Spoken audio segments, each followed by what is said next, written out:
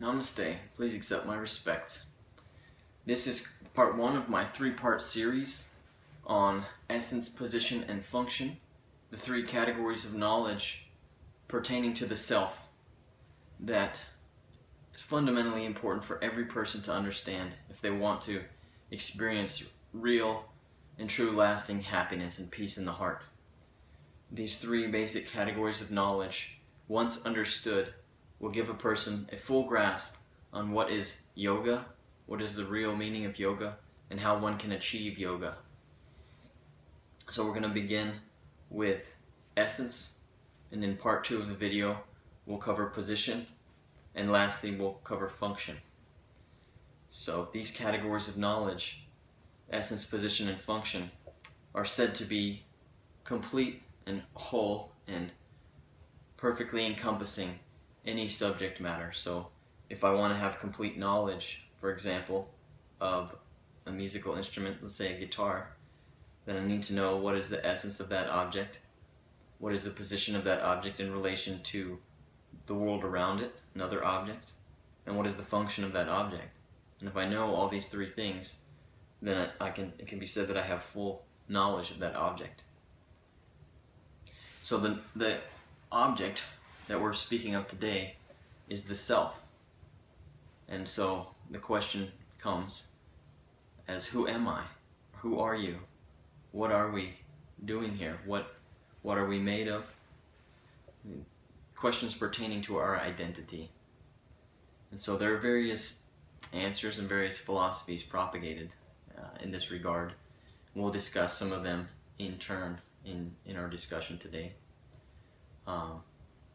And we'll also discuss the different categories or processes by which we can obtain knowledge, one being the ascending process and one being the descending process. And it's good that we start there so that we can understand what's going on in the background behind this process of, even now you're watching the video, you're taking in information, it's going into your senses, into your mind, and then you're processing that information. So by taking a step back and looking at the equation from a larger vantage point, we can get some insight that'll allow us to assimilate this knowledge on a deeper level. So just like when one goes into a karate dojo, they'll offer their prayers and respects to the grandmasters. In the yoga tradition, we always offer our prayers of respect to our spiritual teacher and spiritual lineage before we begin discussing spiritual or transcendental subject matter. So please repeat after me. I'll just say a quick prayer. Namah Om Vishnu Padaya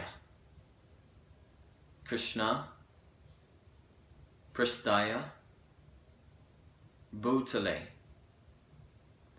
Srimate Siddha Swarup Ananda Para Mahamsa Ite Namine Bhaja Shri Krishna Chaitanya Prabhu Nityananda Shri Advaita Gadadhar Shrivas Ade Gaur Bhakta Vrinda.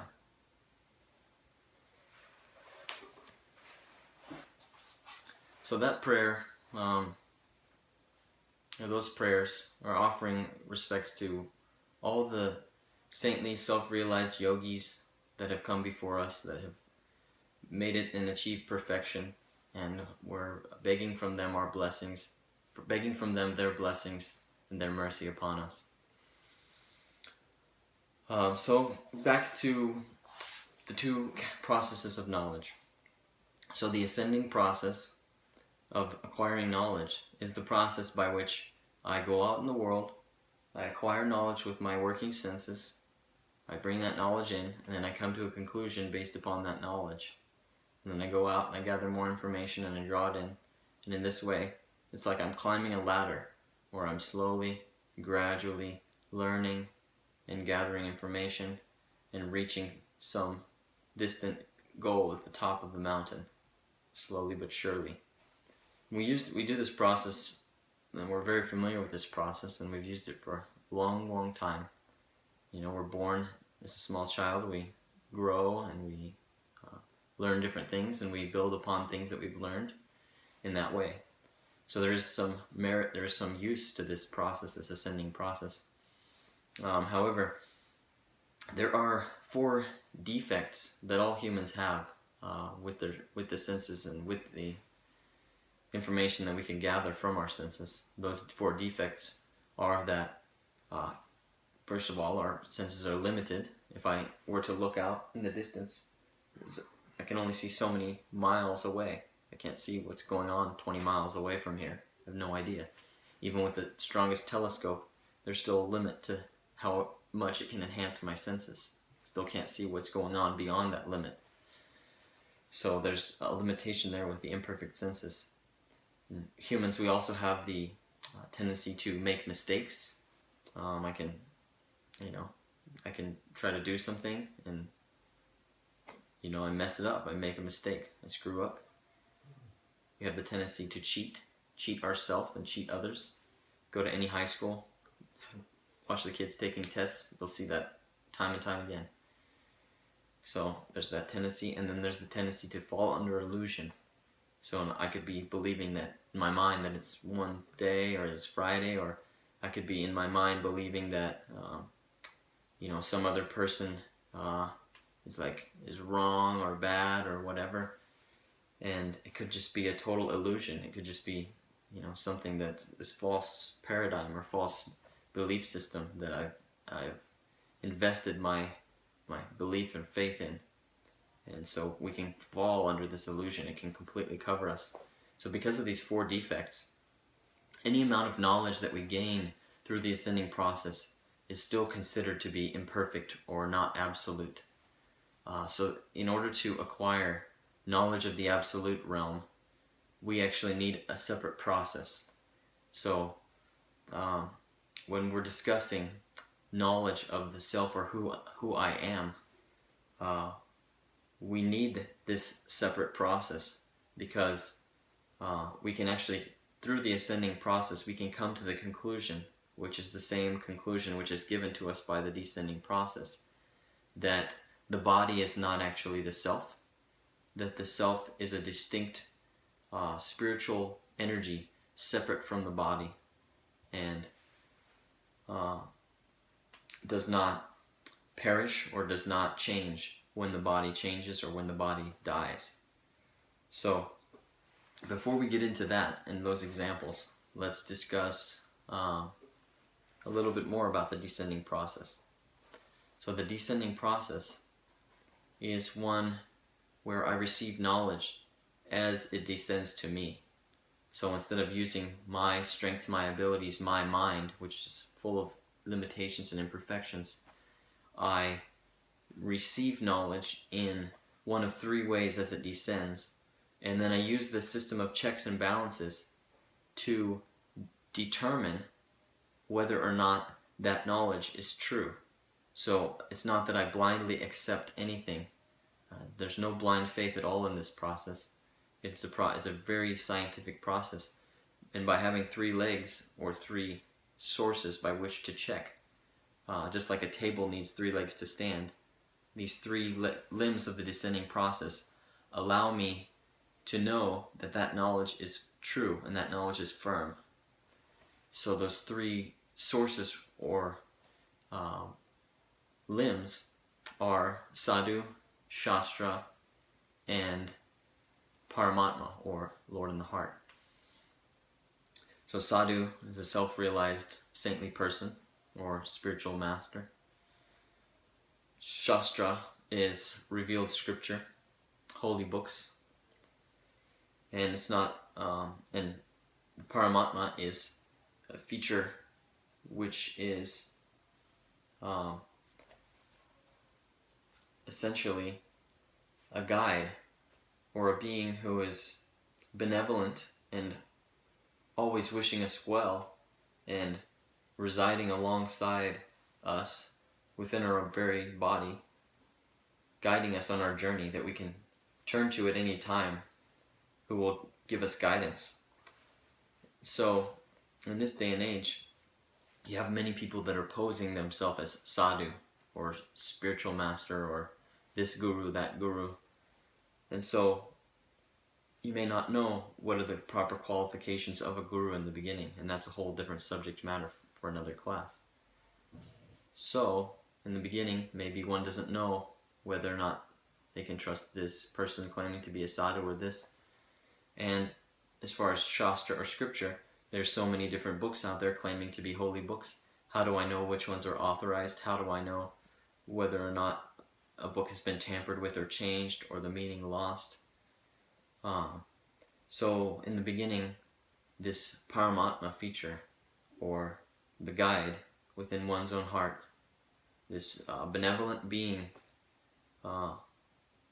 is the most important way, or the most important means that a person can decide and decipher whether or not something is true. And so it requires sincerity, and it requires prayer. It requires a communication between you, the soul or the self, and the Paramatma, the supreme soul or supreme self. So Atma means self. There was a study done in the 1970s in California that found that the molecular turnover of cells in the body was at such a rate that every 7 years, all the pieces of matter that came into the body were digested and metabolized by the cells and had completely left the body. In other words, there's not one single piece of matter that's in your body now that was in your body 7 years ago. So you take a picture of yourself, 7 years old, 14 years old, 21 years old, and you find that there's not a single piece of matter in each of those bodies. There are some cells that stay in the body for the duration of your life, nerve cells, brain cells, but even within those cells, the little organelles are taking in micromolecules. They're taking in little branch chain amino acids, and you break it down even smaller. There's little particles of atom, of different elements. They're bringing them in, using them, and excreting waste. And there's not one piece of matter, one little atom, in your body now that was in your body 7 years ago. So you know without a doubt that you are not your body, because if you were, you'd be gone. You do not exist if you are the matter that makes up your body. So we also have knowledge that there is a subtle body. There is a deeper covering beyond the physical body, known as the mind, intelligence, and false ego. It's composed of 3 layers. So this subtle body is more difficult for us to understand that we are separate from, but it is possible. If you think about when you're trying to do your homework and you're trying to read a book and you're trying to focus on the words on that page. You read, but your mind is drifting off onto some activities, maybe some food, maybe the surf, you need to go to the gym, maybe your significant other, your partner, you're thinking about them, but you need to focus, so you keep trying to bring the mind back onto the book. So this is an example. You, the observer, the witness, the person, are using the mind as a tool to try to achieve something. So the mind is like a projector screen. It's like the king of the senses. All of your senses are drawing information in and then placing it on the projector screen of the mind. It's something that you perceive reality through. Just like you close your eyes and you imagine an apple. Or don't think about an apple. If I say don't think about it, you might be more tendency to think about it. So there's that apple there. You're perceiving that apple through the mind. You're imagining it through the mind. So that mind is not you. It's simply a substance. It's a thin, subtle substance, but it's still material. And even beyond the mind, there's a thin, subtle substance called intelligence that is there. And even beyond that, there is one called ahankar, false ego. The false ego causes a person to identify themselves as the body. You look in the mirror, you think, that's me. I see myself in the video, that's me right there. But it's not actually me. It's just the covering.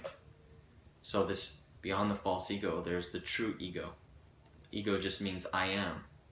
So this true ego is the identification of myself as spirit, as a living entity that's composed of spiritual energy, that's part and parcel of the supreme spiritual energy, that's temporarily residing in this body, and has all the qualities that spiritual energy has. In other words, complete opposite of matter. Matter is always changing, matter is temporary, impermanent. Spirit is permanent, it's eternal, it's fully enlightened, and it's always happy, full of pleasure. So those are the qualities of the individual being. And you may ask, well, if that's the case, then why am I not happy all the time? Or why am I not enlightened and whatnot?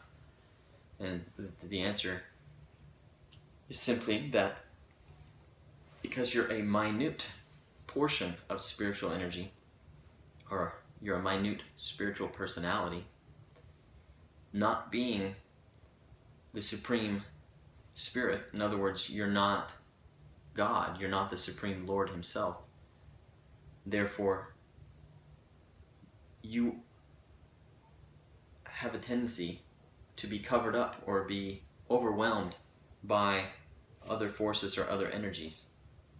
In this case, the material energy, matter, the body, everything that's covering us is completely overwhelming us to the point that we're not experiencing our true nature of eternality, of enlightenment, and of happiness. So you're not experiencing that because there's these things or these obstacles, these coverings in the way. Now, so that doesn't mean that the solution is to get rid of the body.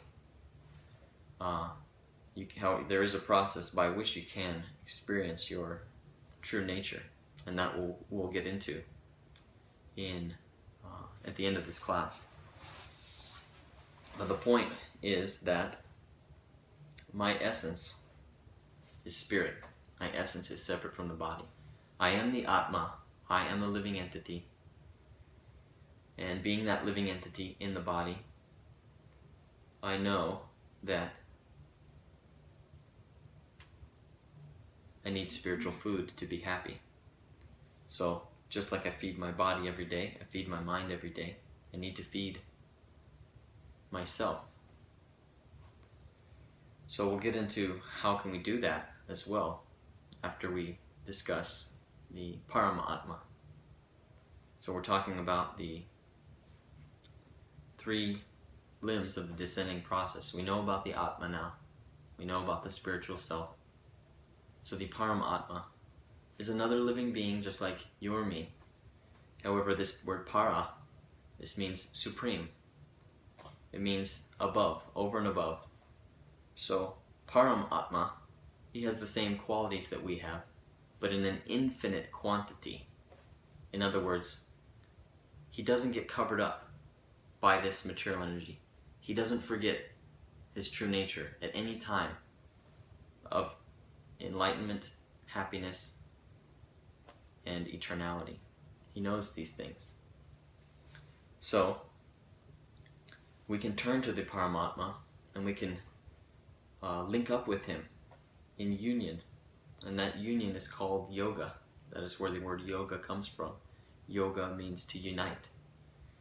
So by uniting ourselves with the Paramatma, who is already here within our heart, we will experience true happiness. And this is the goal of yoga, this is the goal of meditation, this is the goal and perfection of life itself. So, just to briefly summarize or give a synopsis, just like you have a substance, water. Water has the quality of wetness. You can never have water without having wetness. You can never have fire without it being hot. These are qualities that come with it. In other words, you've never seen a fire that was cold. You've never seen water that's not wet. Similarly, you can never have a living being, a living entity, without consciousness, without it being alive. You can never take life away from a living being. It's impossible. So because you know that you are a living being, you know that you are not your body, therefore you know without a doubt there's no possibility that you will ever cease existing. It's simply not possible. So once you have that knowledge, there's no more fear of death. This is out of the question. It's just absurd, because you know that the body will die, it's guaranteed, but there's no possibility that you will cease existing. So it says in the Bhagavad Gita, which is one of the authorized or revealed scriptures, and it's not that some scriptures are authorized and some aren't. All true scriptures contain the same message at the deepest level. And so it's not that one faith or one group or one path is accepted and one is rejected. No, all of these revealed scriptures, they contain the same message. I need to give my heart, my whole life to God. Love Him with my entire being, and by doing that I'll be happy. So, we can get into this discussion later, because there are certain scriptures that have been changed as time has gone by, and certain people that have not been fully surrendered and self-realized have gotten a hold of these books, and for political or self-centered means have changed the message in order to attract followers or exploit others. And so in this way some of the meaning has been diluted and has been lost. And so it's very unfortunate, these other scriptures that do not give us the full process that we can use or achieve to come to this point of perfect self-realization. However, we can still derive some benefit there. However, the Bhagavad Gita as it is a complete holy spiritual scripture, shastra. It contains all the instructions that one needs to perfect their existence in the human form of life. And it clearly delineates in this book that for a person who is born, death is guaranteed. For a person who dies, birth is guaranteed. Person is born, death guaranteed. Person who dies, birth guaranteed. So it's a cycle, because it's impossible for you to stop existing. So you have to go somewhere. So you transmigrate through various species of life, through various bodies, through various forms. And when you achieve the human form of life, which is described as the rarest form of life of all the species, of all the animals, the human is at the top. Because of this species, this form of life, you have the opportunity to learn who you really are. Learn this knowledge, Sambandha Jnana, the process by which you can come to understand your essence, your position, and your function, and escape samsara, escape the cycle of birth and death. Get off the wheel of perpetual suffering, attain the state beyond all misery. And that is the state that you want to be in. That is your true nature. It's already there inside you, but you have these things covering you, preventing you from experiencing that. So the process is very simple for how we can experience our true nature, and it is given to us by Lord Chaitanya Mahaprabhu, who appeared 500 years ago. But it is a timeless process, so the process did not begin only 500 years ago. But nevertheless, it is a simple process for this time, place, and circumstance. It was a different process in different time, but during this time right now, we need the most quickest way to get the hell out of here, because there's so much sin, so much contamination, so much attraction for sense gratification and for lustful objects, that basically everyone is considered to be just a fallen, just a mess, just a complete mess. No one's got it together these days. You know, it's a lot of people pretending that they have it together, but no one really does. And so if a person can recognize this with humility and receive knowledge through the descending process of what I can do to get out of my situation, and be sincere and apply that process in a very short amount of time, you'll experience happiness which is much greater than any type of sensual fulfillment or temporary satisfaction that you've ever had before, or that you can ever have through drugs or sex or taste buds or anything like that. So it's a very simple process, and like I said, it starts off very peacefully, and then it becomes more pleasurable the longer that you do it. So you're not going to get to that point of extreme pleasure right away, but you have to be patient and let the process take place and let the stuff be cleared away from your heart and your mind. So this process involves hearing and repeating sacred transcendental sound that's been passed down from personalities that have achieved the highest level of perfection. So they've given us this sound. It's in 4 syllables. Go, ra, ang, ga. So 4 syllables. Go, ra, ang, ga. You can say it with me. Go, ra, ang, ga. One more time. Go, ra, ang, ga. So we're going to do Goranga breathing now. We use that mantra and we syncopate it with a breath to relax ourselves. So take a deep breath in, and then as you breathe out, we say Goranga together. Goranga.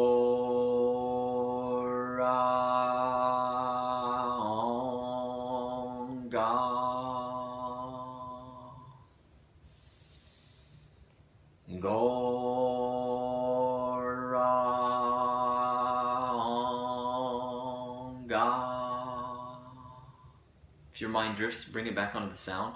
Then you don't have to sync up with me exactly. You can go at your own rate of breath. Goranga.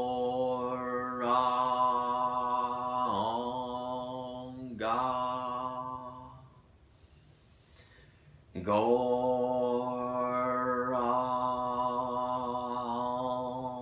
Goranga.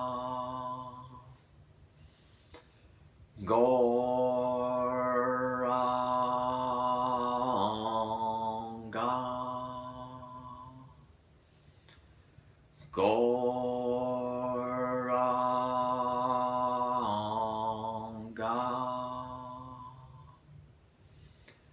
Goranga.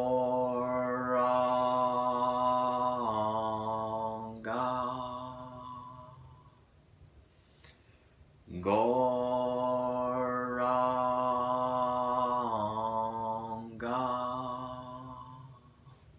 Focus on the sound. Goranga.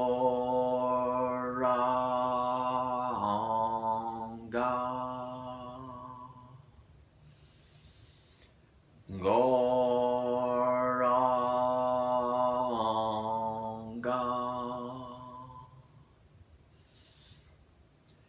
Goranga.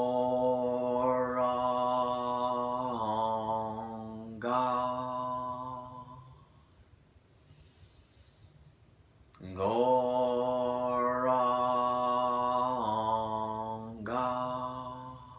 Do it for about 1 more minute. Please join in. Goranga.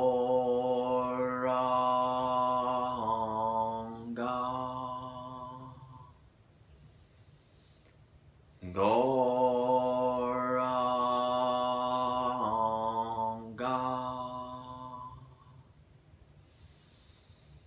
Goranga. You'll achieve the result much faster if you join in with singing, but it's still beneficial just to hear it.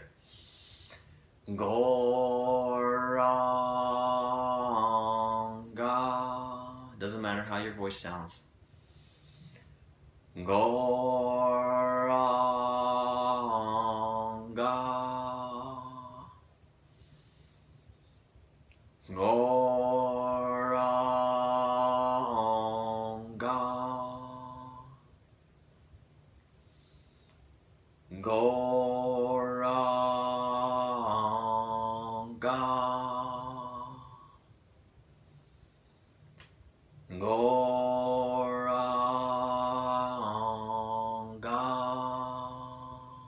more time.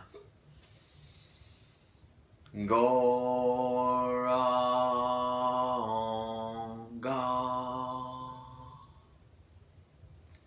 So you can practice that at home, you can practice that before bed, in the morning, after your yoga asana class, during sunset, during sunrise, anytime you feel stressed out.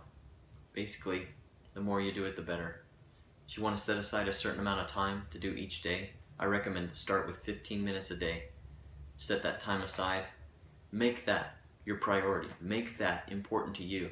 Make that the most important thing that you do, because you take a shower every day, you take care of your body every day, you take care of your mind, but just like if we have a bird in a cage and we polish the cage all the time, it's a nice golden cage with jewels. There's a bird inside, that bird is starving. We need to feed the bird. You need to feed yourself spiritual food every single day. The more that you make that your priority, the more that you're going to find that your life begins to transform in small ways, and then over time you look back and it's transformed in big ways.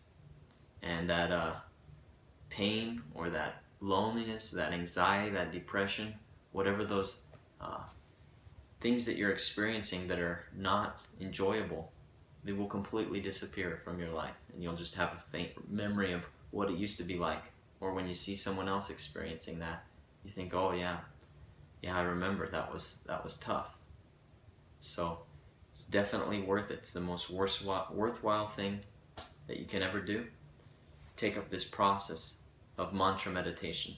So next week we'll discuss another process that you can do mantra meditation with, as we talk about our position. So thank you very much for joining me. Namaste.